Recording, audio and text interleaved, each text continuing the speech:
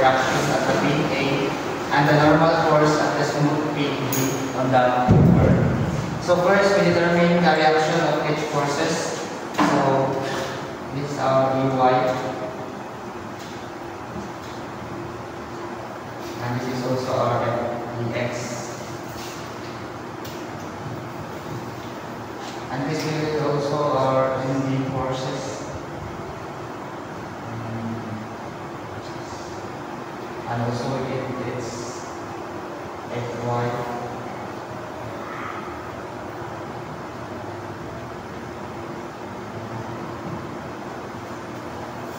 So it's Fx.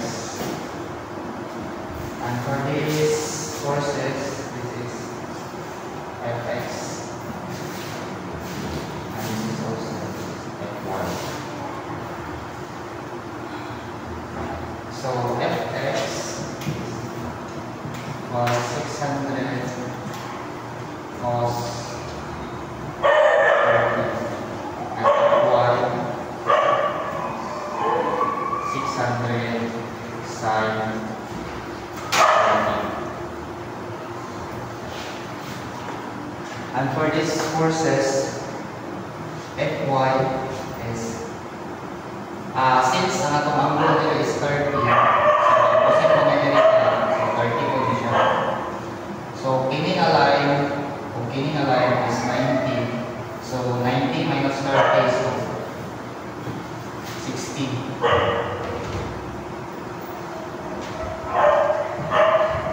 Sa atong Fy, ND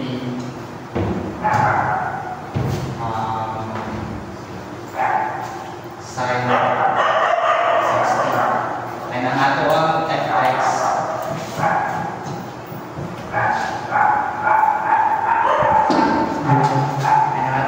is ND cos 60. Anong dili 30 na angle ang gamiton? Di na. Okay, mo man ang main na forces niya. Ini mo man ang forces of X and Y. Okay. So now ito sa vision of PA.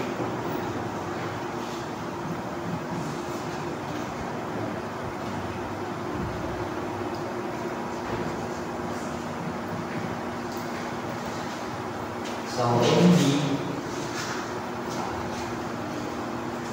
and its distance na 0.4 minus 600 cos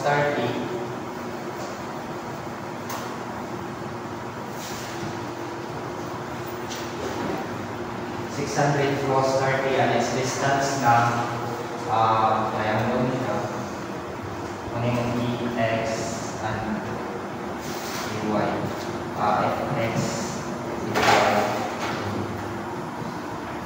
Since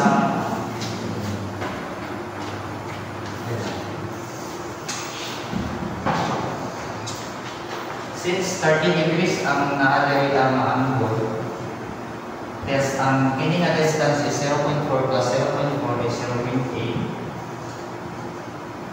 So ang atong Fx is equals to 0.8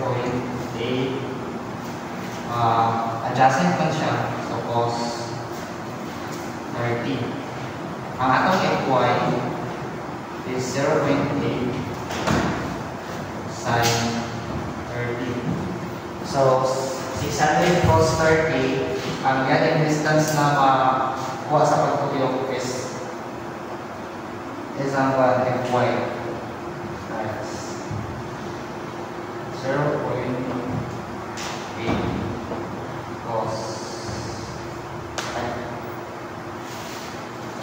0.8 sin 30 minus sa kaning Fy 600 sin 30 times the distance na yung makuha is 0.8 cos 30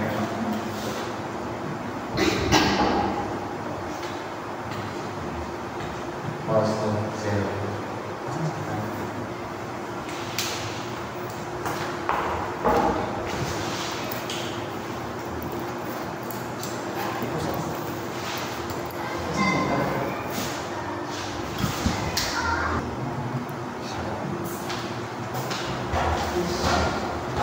So, kung ako na calculate 0.4 ND minus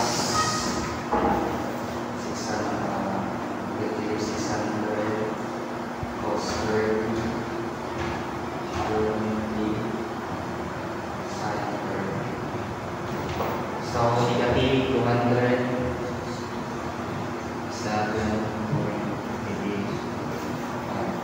So, ato na siyang calculate, same na sila o result niya po. 0.600 sin same na.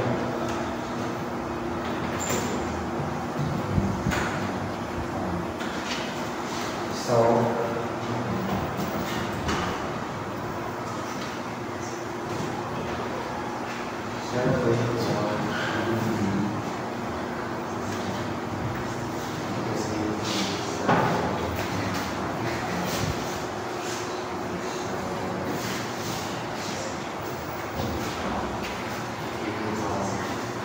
negative 415.7. So, ND is equals to 415.7 0.4. So, ano ND is 415.7 1039.25. So, ngayon na itong ND. Sa unit. And Newton. Newton meter.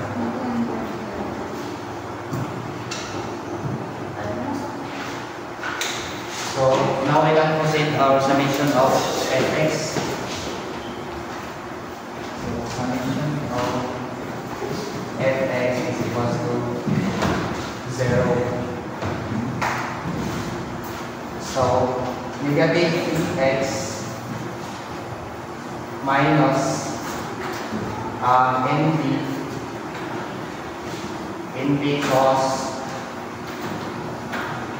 NB cos 60 plus Malaysian forces 600 cos 30 is equals to 0. So, what is negative dx minus ang atong NB is kini siya 1039.25 cos 60 plus 600 cos 30 is equals to 0.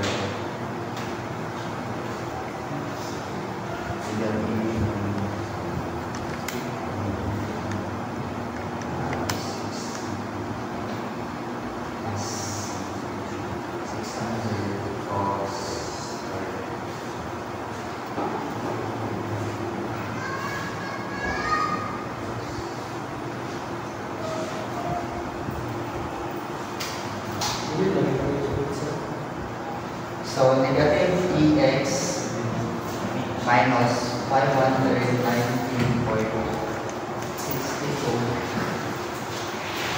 600 cos 30 is plus 519.62 plus 0. So, ang atong EX more. So, atong EX is equals to 0 Newton. So, asan yung resistor? So now we can proceed to Fy. So now we can proceed to Fy.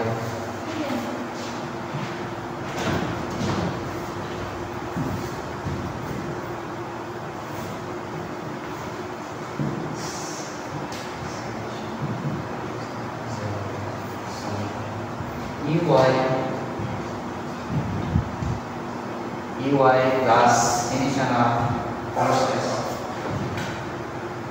plus NB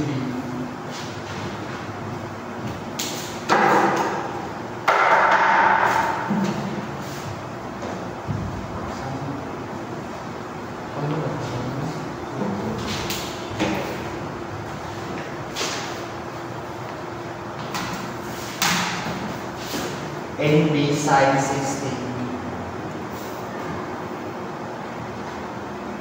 ay minus ini siya forces 600 sin third equals 0. So EY ato siya calculate is atong plus ang atong NB is 1039.25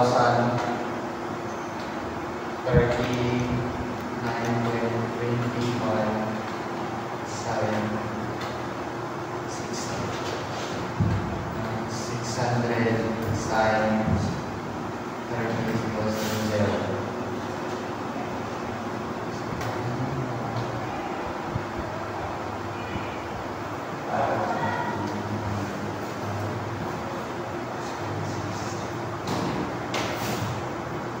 So plus 900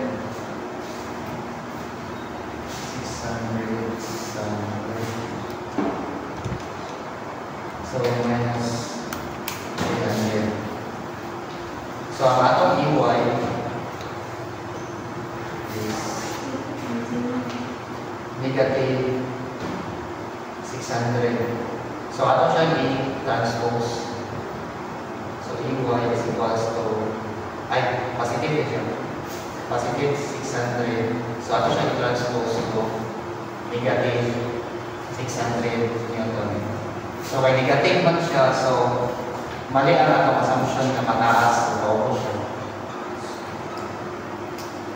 So, nakuha na ito ang NB na NB na 1039.25 ang AX niya na 0 Newton.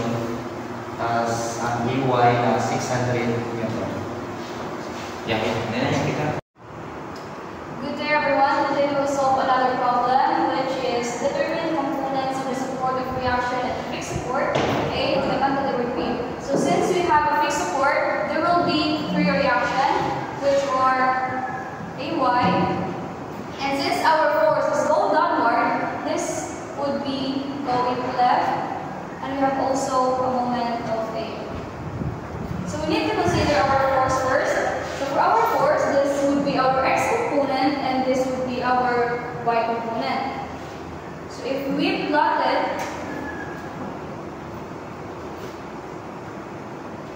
since this is our X component and it is adjacent to our angle, we use 4 cos 30.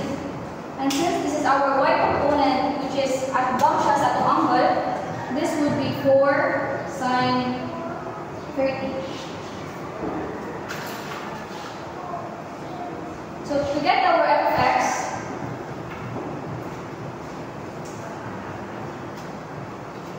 if we look into our ax, left siya, so therefore it would be negative dx plus our x component, which is 4 cos 30. And it is always equal to 0 since we use equate. So 4 cos 30 is equal to 3.46. And if we were able to transpose it, the result would be EX 3.46. Yan. Dili ba siya ma-negative pag transpose kay positive mo siya diway kan. Di siya pwede ma-negative. Negative plus positive as negative. Then say, hindi mo siya i-transpose. So negative mo na answer, hindi mo siya positive. So for our y, so if in y na to, positive, minus our force, which is 6. Okay. Minus our y component, which is 4 sine 30. Equal to 0. Negative 6, 4 sine 30. The result is negative 8. So ay negative 8 equals 0. So iyan mo siyang i-transpose. This would be 8 yan. So proceed na sa ato ang pag-movement.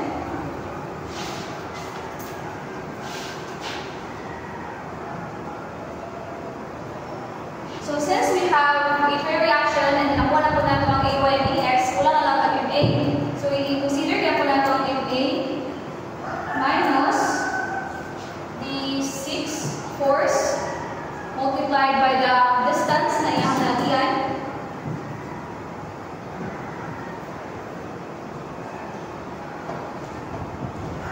Minus our force here, which is 4 sine 30. Ang iyang distance is 1.5 plus 1.5, 3. And we also need to consider this distance. So, ang pagkuha ni 30 degree man siya. And ang iyang angle is 1.5. Ang iyang distance is 1.5. So, pagkuha nato sa iyang adjacent, which is x. Adjacent pa siya. So, x 1.5 cos 30. So, sa iyang y, it would be 1.5 sine 30.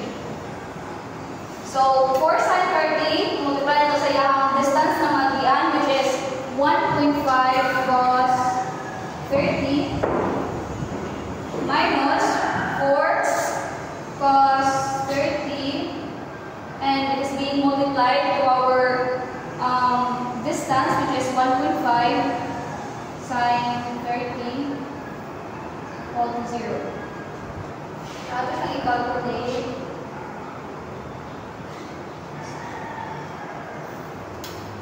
This would be 9 minus 4.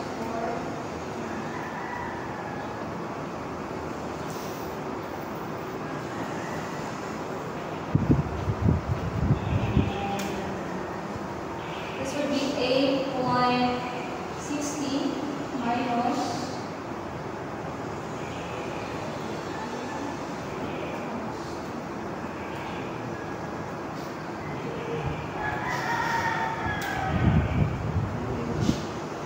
2.60 equals 0. So our MA, 9 minus 8.60 minus 2.60 is equal to